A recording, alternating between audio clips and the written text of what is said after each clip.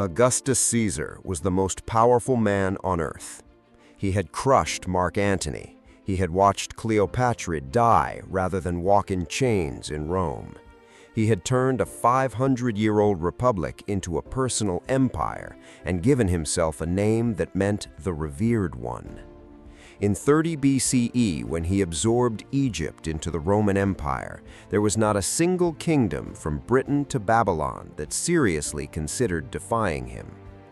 And yet, buried beneath the threshold of a temple in the Sudanese desert, archaeologists found his face. A bronze portrait head, cast in his exact likeness, buried deliberately under a doorway so that everyone who entered, priests, soldiers, servants, worshippers, would grind the Emperor of Rome into the dirt with their feet, every single day for eternity. Augustus knew it was there. Roman historians recorded the theft.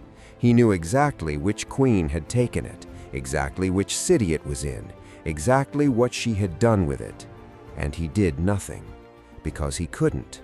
Because this particular queen had looked at the most powerful empire in human history, decided she did not care, and made him pay for his arrogance in ways that Rome would spend centuries trying to forget. Her name was Amanirenas. She ruled the Kingdom of Kush from approximately 40 BCE to 10 BCE. She fought Rome with one eye, the other lost to a battle wound she refused to stop fighting through. She turned the Nubian desert into a graveyard for Roman ambitions, and she won. To understand how, you first need to understand what she was protecting. The Kingdom of Kush was not a minor desert chiefdom on the edge of the civilized world. It was a civilization already 2,000 years old when Rome was still a collection of villages on the Tiber River. While Greece was inventing philosophy and Rome was fighting its earliest wars, Kush was already trading gold with Egypt, building monumental architecture, and developing a royal tradition that would last longer than the Roman Empire itself. The Nile corridor south of Egypt, the region the ancient Egyptians called Nubia from their word nub, meaning gold, was one of the most resource-rich territories on Earth. Gold, iron, ivory, incense, hardwood, exotic animals, everything the ancient world considered valuable either came from this land or passed through it. And Kush did not simply supply these things to others, it consumed them, refined them, built with them, and grew into one of the great civilizations of the ancient world entirely on its own terms.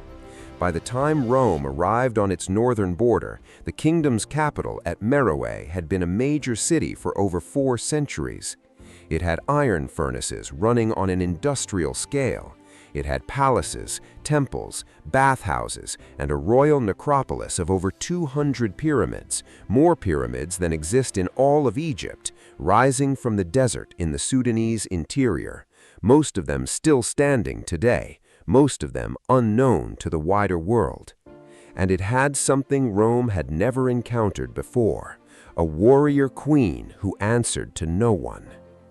The title was Kandake, not a ceremonial position, not a regent holding a throne warm for a male heir, but a ruler in the full meaning of the word. The temple walls of Meroe show these women in the iconographic language reserved for the mightiest of kings. Enormous, dominant figures, gripping enemies by the hair, raising weapons over defeated armies, standing before gods as equals. In the Kushite political tradition, a Kandake could command armies, negotiate treaties, and go to war. The carvings did not describe an ideal, they described a job. Amanirenas was that job personified. In 30 BCE, when Augustus swallowed Egypt and began looking south toward the gold-rich kingdom beyond the first Nile cataract, he saw a minor power ripe for absorption. He sent word that Kush would pay tribute. He sent word that Kush would acknowledge Roman supremacy. The Roman eagle loomed over the Nile, and the expectation was simple: kneel or be destroyed. Amanirenas sent his ambassadors home with nothing agreed. The clash that followed should have been a slaughter. On paper, it was Rome versus a desert kingdom. On the ground, it became something Rome had no precedent for and no language to describe. In 26 BCE, Augustus made the mistake that changed everything. Planning a military expedition into Arabia, he stripped the Egyptian garrison to its minimum, pulling 3 full legions, roughly 15,000 soldiers, out of the Nile Valley and redirecting them east.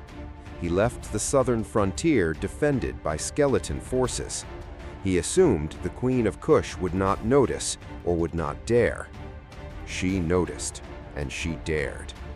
In 25 BCE, the Kushite army crossed the frontier in a coordinated strike of breathtaking audacity. 3 Roman-held towns fell simultaneously: Syene, Elephantine, and Philae, all clustered around the first Nile cataract at what is now the Egyptian-Sudanese border. The timing was precise. The garrison forces were overwhelmed before they could consolidate or call for reinforcement. Kushite archers, for which the kingdom was famous throughout the ancient world, the Egyptians had called Nubia Ta Seti, the land of the bow, for over 2,000 years, seized the towns before Roman heavy infantry could organize into the formations that made them lethal. Roman banners were captured. Roman soldiers of elite status were taken prisoner and marched south to Meroe in chains, a deliberate, humiliating inversion of the Roman practice of parading conquered peoples through the streets of Rome as trophies of imperial power. And then came the act that would echo through 2 millennia. The bronze statues of Augustus that stood in all 3 towns, instruments of Roman political power, objects of near religious significance in the Roman world, symbols placed in public spaces to remind conquered peoples exactly who ruled them, were pulled from their pedestals. Most were destroyed or melted down, but one, the finest portrait head, was separated from its full-body statue and carried south personally. It arrived in Meroe as a trophy of war, and Amanirenas had it buried beneath the threshold of a temple, face up, so that every person entering that sacred space would step directly on the Emperor of Rome's face. She did not hide this. She did not bury it secretly. She installed it as a public monument to Kushite defiance, a message to her people, to her soldiers, to any Roman spy who might carry word back north. This is what we think of your emperor. The psychological impact on Rome was significant. Augustus was a man whose entire political career managing his public image with extraordinary precision. He controlled his portraits, controlled his titles, controlled the narrative of his divine authority. And now his face was in the dirt in a Sudanese desert, being walked on by people his propaganda described as barbarians. The rage in Rome must have been extraordinary. But rage does not win wars, and what was coming from the south was about to test Rome's military machinery in ways it had not anticipated. The Roman counteroffensive came swiftly. The new prefect of Egypt, a general named Gaius Petronius, assembled a force of around 10,000 soldiers and marched south in 24 BCE. He was experienced, disciplined, and confident. He had Rome's finest military technology, heavy legionary infantry, siege equipment, logistical organization that could sustain an army in the field longer than any opponent it had faced in the eastern Mediterranean. What he did not have was any experience fighting in the Nubian desert in summer. The region south of the first Nile cataract is one of the most hostile environments on Earth for a heavily equipped army. Temperatures regularly exceed 45 degrees Celsius. The terrain shifts between razor-edged granite outcroppings and deep, trackless sand that swallows wheeled equipment and exhausts soldiers carrying 30 kilograms of armor and weapons. Supply lines extending hundreds of kilometers through this landscape become vulnerabilities, long, slow-moving columns of wagons that can be harassed, raided, and cut. Amanirenas understood this. She did not try to stop the Roman army in a pitched battle on open ground. She made the landscape do her work for her. The Kushite strategy that emerged over the following months was a masterclass in asymmetrical warfare. Rather than committing to decisive engagements that Roman tactical formations were built to win, Kushite forces harassed Roman supply lines, struck at isolated units, disappeared into terrain that Petronius's soldiers had no maps for, and forced the Roman army to spend its energy fighting heat and thirst as much as any enemy. The scorching Nubian sun became Amanirenas's most reliable general. Roman soldiers, accustomed to the relatively mild climate of the Mediterranean, died of heat stroke and dehydration in numbers that battle alone would not have produced. And at the center of it all was Amanirenas herself.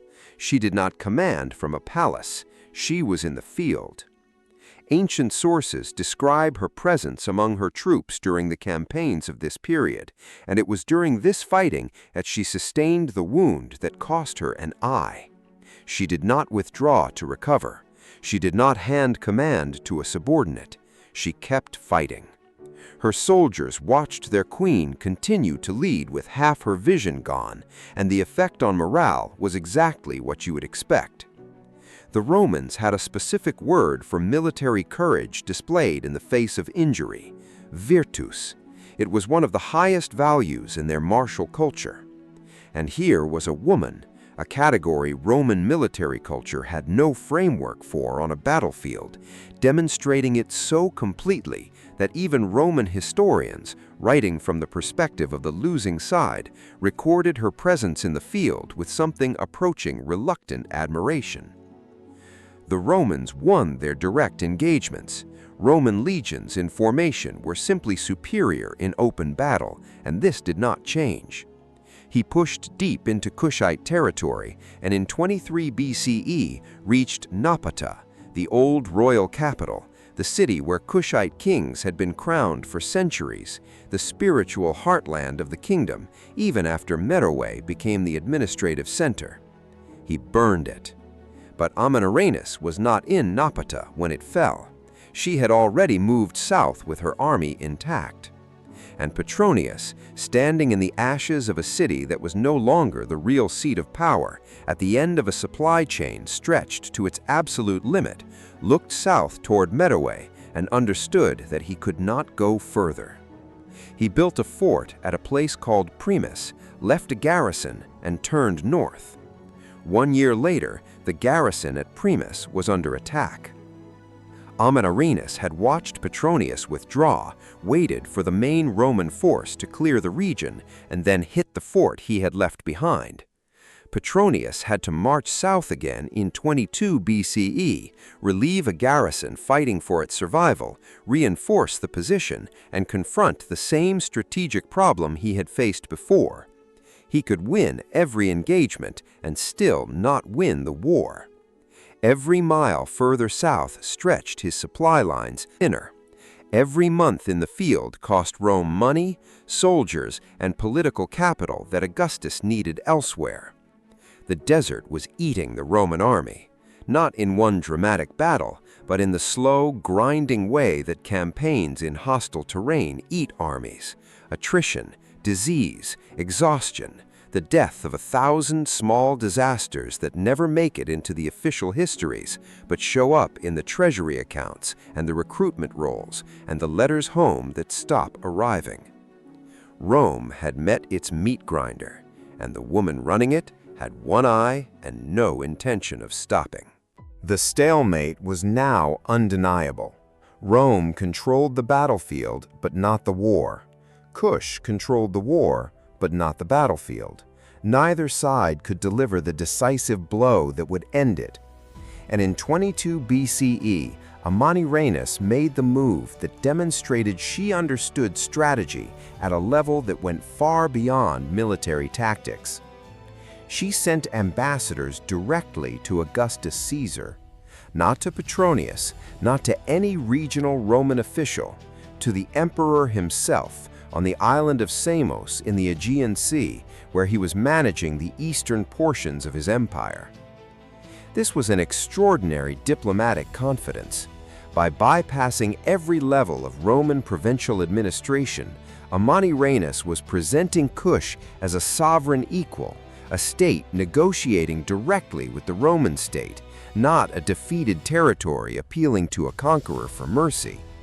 She was dictating the terms of the conversation before the conversation had even begun. The Greek geographer Strabo was in the region during this period and recorded the events with unusual detail. He noted that the Kushite ambassadors arrived at Samos and were received by Augustus with remarkable respect, that they were granted audiences quickly, that their requests were heard seriously, that the negotiations concluded with Augustus granting them, in Strabo's own words, everything they asked for. Everything. The tribute demand was cancelled, not reduced, not deferred to a later date, cancelled entirely, never to be collected. Rome withdrew from all the territories it had captured. The frontier was fixed at Qasr Ibrim, a site significantly north of Meroe, creating a buffer zone that protected the Kushite heartland from any future Roman encroachment. Rome formally recognized Kushite sovereignty over everything south of that line and agreed to exercise no authority there. Let that sit for a moment. Rome had just fought a war in which it burned the old Kushite capital, and it was now agreeing to give up every territorial gain, cancel the tribute that was the entire financial point of the exercise, and formally acknowledged that a sub-Saharan African kingdom was beyond Roman authority, forever. No other kingdom in the ancient world extracted terms like this from Rome. Carthage was destroyed, Corinth was burned to the ground, and its population sold into slavery as a lesson to anyone watching. Judea was crushed so completely that its people were scattered across the Mediterranean for 2,000 years. Even Cleopatra's Egypt, a civilization of incomparable wealth and sophistication, was absorbed without negotiation. Kush got everything it asked for. The Roman historians who recorded this treaty framed it awkwardly as an act of Augustus's generosity. The man who had never lost a war was choosing not to continue this one out of the goodness of his heart. The pretense was so thin it barely survived the writing. What actually happened was that Amanirenas had made the cost of continuing the war higher than the potential gains, had demonstrated that Kush could sustain punishment indefinitely, and had given Augustus an exit that preserved Roman face just enough for him to take it. He took it. The bronze head stayed in Meroe. Rome never came back.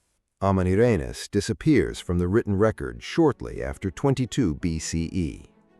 The ancient sources that mention her, Strabo, Dio Cassius, Pliny the Elder, do so briefly, from the outside, with the limited understanding of men who had never met her from a civilization they had never successfully entered.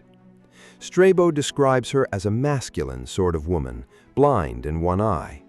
The word masculine was the highest compliment a Roman writer could offer a female ruler. It meant she had demonstrated the qualities Roman culture reserved for men. She had demonstrated them so completely that even her enemies ran out of ways to diminish her. The kingdom she preserved did not merely survive, it flourished. For another 4 centuries after the Treaty of Samos, Meroe remained one of the great cities of northeastern Africa. The iron furnaces kept running. The trade routes connecting Kush to Rome, to Arabia, to India, to the African interior continued functioning through the 1st and 2nd century CE. 40 more pyramids were built after Amanirenas' death. The Kandake tradition continued, warrior queens ruling, building, trading, fighting, until the kingdom's final conquest by the Aksumite Empire around 350 CE. By that measure, the treaty Amanirenas negotiated in 22 BCE bought her kingdom 400 years of life. The Roman Empire, by comparison, would begin its final irreversible decline roughly 2 centuries after her death. The empire that was supposed to absorb Kush outlasted it by less than a century in the west. The kingdom, dismissed as a minor neighbor in the African desert, had more staying power than Rome itself. The archaeological evidence that emerged in the 20th century aligned perfectly with the Kushite version of these events, rather than the Roman one. The bronze head of Augustus, excavated at Meroe in 1910 by British archaeologist John Garstang, was found exactly where the Kushite account would predict, buried beneath a temple threshold, positioned for deliberate, perpetual humiliation. Roman propaganda described the war as a Roman victory. The head in the dirt told a different story. The Meroitic script, the written language of Kush, was not deciphered until the 20th century, and even now remains only partially understood. Centuries of Kushite records, royal inscriptions, administrative documents, possibly detailed accounts of the war with Rome from the Kushite perspective, all of it sits largely unread in museums and excavation sites across Sudan. What we know about Amanirenas, we know almost entirely from the accounts of her enemies. What she herself recorded about these events may still be waiting to be read. What the stones say is already enough. The temple carvings show a Kandake in full regalia of conquest. The pyramid fields at Meroe rise from the Sudanese desert in their hundreds, silent testimony to a civilization of extraordinary longevity and sophistication. The head of Augustus, now displayed in the British Museum in London, still carries the marks of its deliberate burial, the most powerful man in the ancient world, reduced to an object walked on by the people he tried to conquer. Amanirenas fought the greatest empire in human history with one eye. She used the desert as a weapon. She negotiated directly with the emperor and walked away with everything she came for. She kept her kingdom alive for 4 more centuries, and she did all of this so thoroughly, so completely, that the civilization she defeated spent the next 2,000 years trying to minimize what had happened to it, calling the war a minor frontier skirmish, framing the treaty as Roman generosity, burying her name under the weight of their own embarrassment. History buried her. The ground gave her back. There are over 200 pyramids rising from the Sudanese desert, more than exist in all of Egypt. The civilization that built them produced one of the most remarkable rulers the ancient world ever saw. She won a war nobody thought she could win. She negotiated terms nobody had ever extracted from Rome. She earned a name that her enemies could not quite bring themselves to say out loud. Now nobody knows it. Now you do. Next time on House of Wisdom, a civilization that changed the world in ways still felt today. Subscribe so you don't miss it.